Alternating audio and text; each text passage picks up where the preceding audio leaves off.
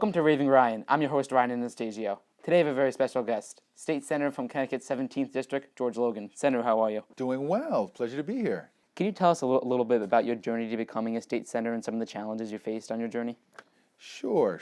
Well, I decided I wanted to run for office about 2 years ago. Yeah. I've always been involved in the community in terms of volunteering. I'm on the Griffin Hospital Board and YMCA Board and Junior Achievement and the Greater Naugatuck Valley Chamber of Commerce.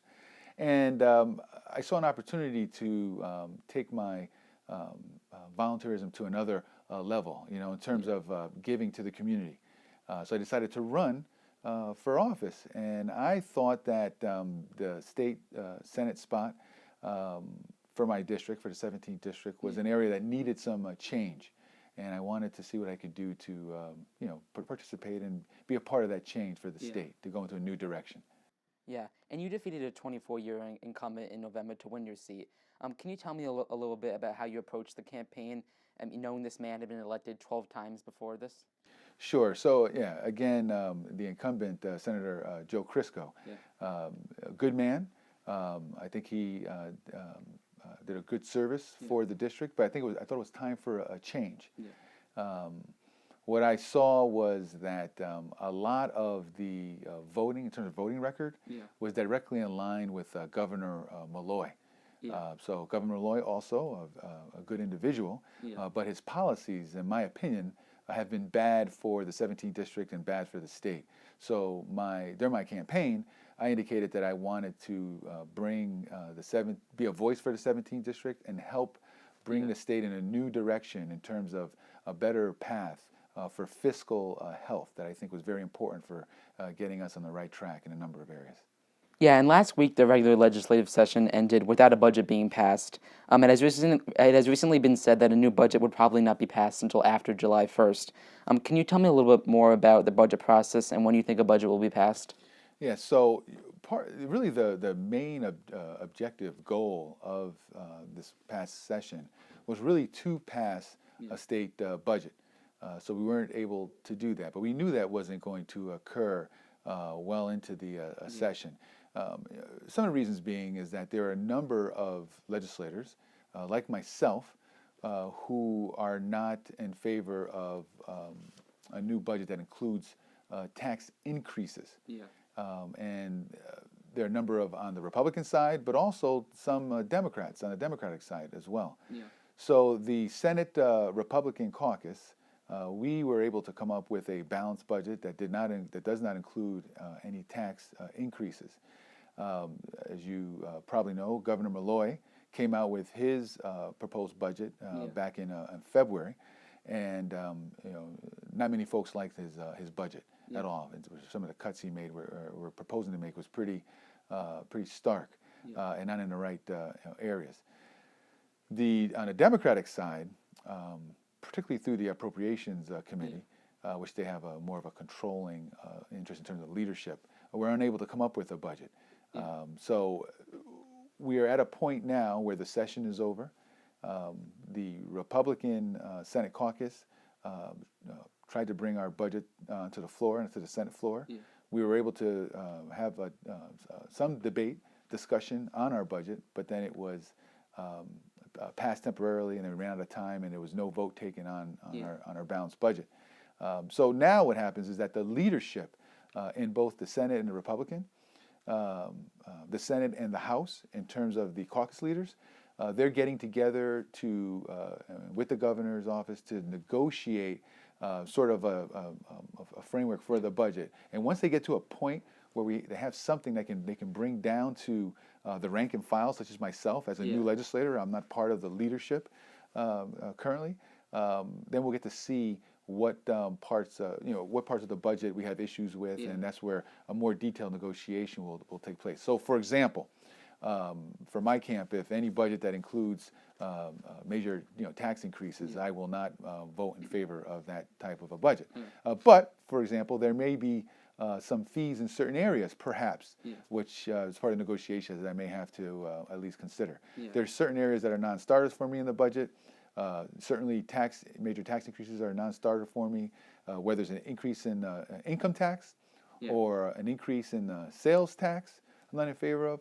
I'm also not in favor of trying to increase revenues through legalizing, for example, marijuana for recreational use. So there's certain areas that are just non-starters for me as far as the budgeting process is concerned. Yeah, and Governor Malloy has proposed cutting municipal aid to towns to try to cut the deficit that is currently almost $5 billion. Many towns, including some in your district, will be losing millions of dollars of aid from the state under the governor's proposal. The only way that towns will be able to make up for this money would be to raise property taxes. Can you tell me how you and your colleagues are working to make sure that the municipal aid is not cut to towns in your district? Yeah, so one, I hate that part of Malloy's proposal in terms of trying to push the costs down to the municipalities, because you're really not saving any. I mean, either you're taxing at the state level or you're taxing at the local level. It's going to wreak havoc in all of the municipalities if that were to occur. But I will say, though, on both sides of the aisle, and in both the Senate and the House, nobody likes that proposal from the governor. So I would be extremely surprised if that wound up in the final negotiated budget that hopefully we'll eventually vote on. No one likes the idea of pushing those costs down to the municipalities, because again, you're not really saving the state anything. You're just moving it from one bucket to the other. But in the end, it's the Connecticut residents that are still paying for that. So do you think the governor is just doing this so he can say that he did not raise taxes? I don't want to speak for Governor Malloy, but I will say that it seems to be more of a tactic that I don't think folks can see through pretty easily and pretty clearly. It wouldn't really be saving the state in any sort of way, certainly not the residents of the state, and just to push it down to municipalities and the havoc that it's going to reap is just, it's not worth the effort, and it's not really saving the state anything. So I'm not in favor of doing that. Yeah, and putting electronic tolls on our highways was brought up this session, but no legislation was passed on the issue. Connecticut is one of the few states that does not have tolls on its highways. It has been proposed to use the money earned from tolls and put in a lockbox to use on infrastructure. Are you in favor of putting tolls back in the state of Connecticut?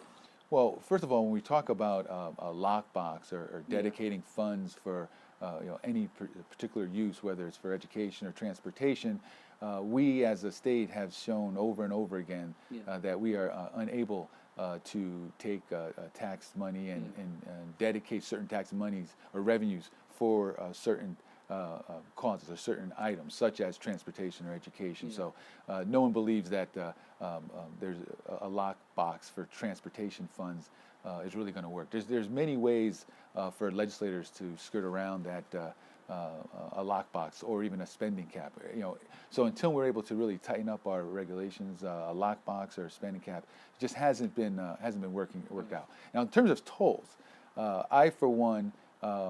I'm not against tolls. I am just not convinced that tolls are the answer to our revenue problem. Because, for example, even if you and I had the powers invested in us to make the decision today, and we decided that tolls are going to be installed in Connecticut, it's going to do nothing to help us for this current budget deficit issue that we're faced with. It would take years. I am, as an engineer, I've managed projects, big and small, and I know that in order to install tolls, first you have to do sort of a pre-design study to see where you're going to put the tolls, what the benefits are, when's the break-even point going to be for the tolls. You have to design the tolls. You'll probably have to make road improvements, and then there's going to be a point in time where first you're putting money into the project, in terms of trying to put tolls in, and then it's going to take a while before you actually start earning beyond what you're losing in terms of revenue. Remember, once we start talking about tolls and putting in tolls,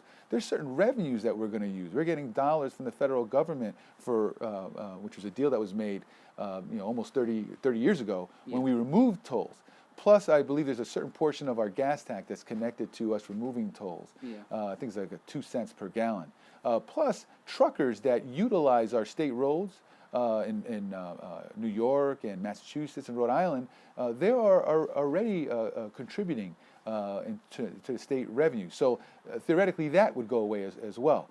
Not to mention, if you install tolls, you're going to need to add the bureaucracy, add more state workers just to manage the whole system. So I am not in favor of approving tolls right now. There's a lot of work that would have to be done. I would need to see some information data to show that we would actually be increasing and improving our revenue situation with tolls in the near future. So would you say you would support it if we wouldn't be losing money on it at first? Well, I mean, certainly the break-even period would be a certain amount. But if the break-even period is let's say 10 years after we install it, if it takes us 5 to 10 years just to install the tolls, and then we're not going to even break even for another, 5 or 10 or 15 years after that, I would say it doesn't make any sense. So there's a lot of factors that are involved in terms of tolls. But right now is the time, and that is particularly why I think the bills that were proposed failed, because the bills that were proposed said study tolls and approve it at the same time. You can't really do that. You need to really look at it first, see if it makes sense, and then decide, once you have that information, whether it makes sense to move ahead with installation of tolls. Now, part of the problem is, even to do that analysis and to study tolls in Connecticut, you're talking about a price tag of, I've heard of numbers of as much as $5 million. And right now, the state is not in a position to afford that type of expenditure, especially when making that type of expenditure is not going to help us at all in the near-term future. Not in the next couple years, and I don't think in the next 5 years either. Okay. And you were opposed to the idea of legalizing recreational marijuana. Nothing was passed on legalizing it, but it was greatly talked about this session. Why do you think that we should not legalize recreational marijuana? Well, I think it's a bad example to set for our children. My son is a senior in high school. Well, he just graduated, actually. He just graduated from high school. My daughter's a sophomore. And I certainly can't look them in the face and tell them that, hey, I voted for a bill to legalize marijuana for recreational use. It's just a bad message. Also, in Connecticut, it's not as though we don't have a means for folks to obtain or use marijuana. We have a medical marijuana program. I read an article recently that there's over 18,000 people already taking advantage, take advantage of their medical marijuana program. I have heard that there's problems with the medical marijuana program, and I'm all for making that program better.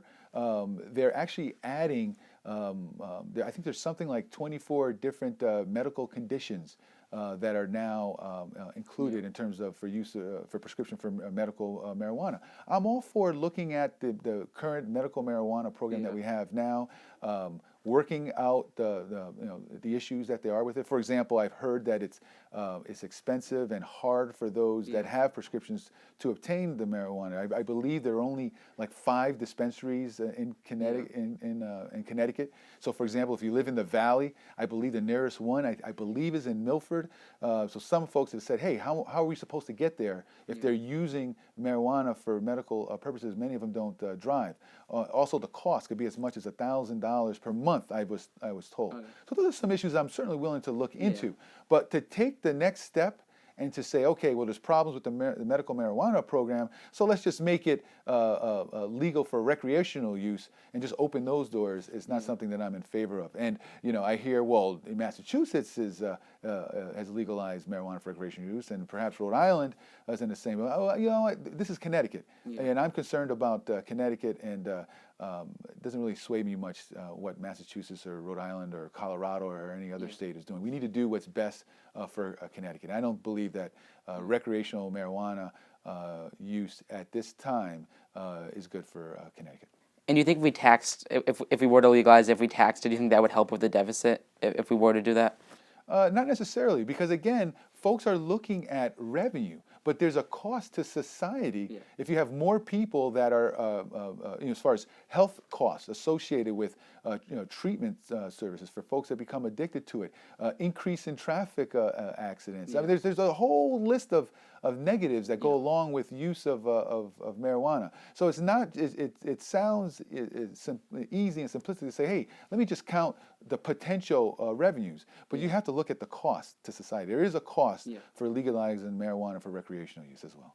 Yeah, and recently Aetna said that they were looking to relocate their headquarters from Hartford to somewhere else. And it's not news that companies are leaving the state. Last year, General Electric left the state to move to Boston.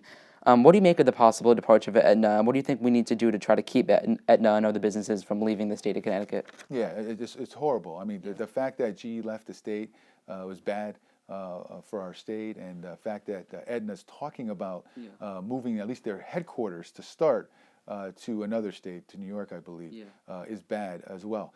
But that is really just indicative of a systematic problem that we have, which I've been indicating throughout the campaign trail and during the last session, that because of our bad policies, we are, one, certainly not attracting new companies to Connecticut the way we should.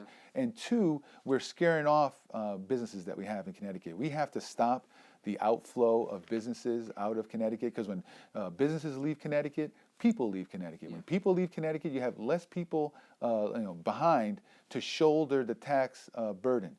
We have, I think, excessive regulations. I think we tax folks too much, and we really need to stop this talk of increasing revenues via taxes, because it's scaring away people and it's scaring away businesses, which I think, so the way to go is to really show some leadership. We really need to show some that we have a stable economy. Businesses don't like to be constantly looking over their shoulder of when the next big tax increase is going to come, because when they're doing that, they're not planning for expanding their businesses and adding new workers. They're planning for, when can I leave the state? Where else can I go, right, and increase my profitability? Because here in Connecticut, it's hard to do business. Yeah, and do you think we should offer incentives to businesses? Because once we offer incentives to one business, then everybody's going to come and want incentives. Well, I am not generally in favor of incentives. Like, for example, we were able to keep Sikorsky here by offering, I think it was a large multi-million dollars incentive to stay here. But the medium and the small mom and pop business, they don't get those incentives. They just have to pay the taxes. So it hurts them just as much, but at a different, at a smaller scale. Now, if I was in the legislature, I probably would have voted for that package for Sikorsky to keep them here because of the number of jobs are involved. But we can't do that for every company. So what we need to do is we need to make structural changes to the way our taxing code is here in Connecticut. We need to do more to build confidence and predictability so that companies can understand what they're working with and not be in constant fear of when the next tax increase is coming. Yeah, and the problem is that businesses want to go to cities. 'Cause that's where all the people are. Do you think we're ever going to be able to stop businesses like Aetna from going to places like New York City and Boston? Because we're never going to be a Boston or a New York City. Well, the trend in the past, 30, 40 years ago, was for people wanted to live in the suburbs. They didn't like the busyness of the metropolitan areas. Now that's changed a bit. However, I would argue that we have an advantage because we are only, roughly 2 directions in one way to New York City, and roughly 2 hours in one direction to New York City, and roughly 2 hours in the other direction to Boston. So that is an advantage for us. I think what's stopping us is not the fact that people want to live closer to metropolitan areas. I think what's our biggest impediment is our tax structure. That is the issue here that we have here in Connecticut, and over regulations. I think Connecticut is, in terms of standard of living, is it tops, and whether it has to do with healthcare, with the hospitals and medical centers that we have here in Connecticut, whether it's education, and the environment that we have here in Connecticut compared to some other areas, those are all positives. And I think we just need to do more to just correct our fiscal house, get that in order, and I think other things will come in place. Yeah, and recently the House of Representatives in Connecticut passed a bill that allowed the construction of a third casino in East Windsor. Were you in favor of creating a new casino in Connecticut? I am in favor of creating this third casino in the proposed East Windsor proposal that's out there. Reason being, not that I'm particularly enamored with gambling. However, I do believe that since MGM built a casino is building a casino in Springfield, and just over our border. Sometimes you need to make moves as far as the state that are offensive, and sometimes you have to make a move that are defensive. And I do believe that without that third casino in the area north of Hartford, we potentially could lose thousands of jobs. I've heard numbers as much as 7, 8, 9,000 jobs. I do believe that is real. So I do think it's a good idea for us to build that third casino in East Windsor. Yeah, but the argument is that there's a lot of gambling addicts, and by building another casino, it's not going to help them. Do you think we should be having casinos around the state of Connecticut? Because gambling is a problem for lots of people. Sure, sure. I mean, certainly, again, I'm not big on gambling myself, but we already have two casinos, and many of the workers that we're going to use at this third casino are the same ones that we currently have now. And so we're certainly moving it to another location. We certainly have to be very careful in terms of gambling and expanding. I am not particularly in favor of adding additional casinos in Connecticut, but I do think that to maintain the level of gambling that we have now, I do think the third casino is a good idea. Yeah, and the House just passed a bill that would cut down the security at the state capitol. This came right after the attack at Congress members at a baseball practicing for the congressional baseball game. What do you make of this, and would you support a vote in the Senate that would cut down the security at the Capitol? No, I think in this day and age, we need to maintain the security levels that we have now. If that type of vote came to the Senate, I would vote against it. I mean, it's a bit inconvenience. I remember going to the legislative office building, and just walking in, and it was great. And now it's a slight inconvenience, but I don't think it's anything. And when you take a look at what the benefits are in terms of additional safety, I am not in favor of cutting back our current security levels at the Capitol.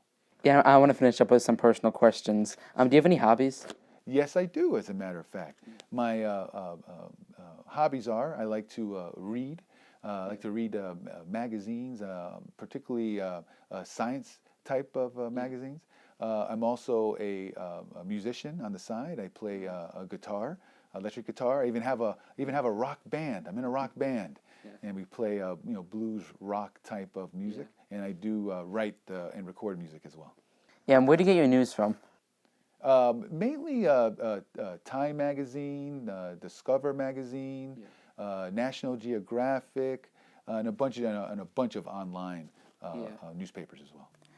And we asked this question to everybody. Connecticut is really well known for its pizza restaurants. Do you have a favorite pizza restaurant in the state? I love Italian food, and I love pizza. I'm a pizza connoisseur. And I have to admit, Pepe's is definitely the best pizza that I have tasted. I have some others I like that my favorites as well.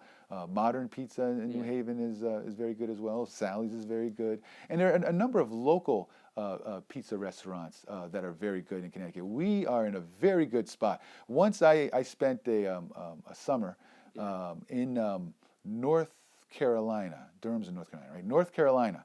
And I remember having pizza down there, and it tasted like cardboard. And the folks down there thought it was the greatest thing. So I am very appreciative of our Italian cooks and the pizza here in Connecticut. It is absolutely tops, I believe. Yeah, and you were just elected to the Senate. I know you just started out. But do you have any future political ambitions? Would you consider ever running for something, maybe Congress or governor? Well, so I'm new to the political scene. I'm still getting my feet wet. I ran, and I told folks, so look, I'm going to give this a try. I don't even know if I'm going to like it. I don't know if I'm going to be successful. I'm going to give it my all. So I'm still in the discovery stage here in terms of learning the ropes. I'm certainly going to run for re-election. Absolutely going to run for re-election for my district. But beyond that, really, I'm just trying to do a good job during this cycle. And then next year I'll be focusing on, towards the end of next year, I'll be focusing on running for re-election. If I manage to get re-elected, that certainly opens up more possibilities. But if I'm not successful in running for re-election, that I'll probably just go back to the private sector and continue being the engineer and businessman that I am. And Senator, I was thank you for coming on. Thank you for watching. If you're watching this on YouTube, you can go to ravingryan.com. Make sure to follow me on Twitter and Facebook, and make sure to follow Senator Logan on Facebook and Twitter. Thank you for watching. Reporting for Raving Ryan, I'm Ryan Anastasio.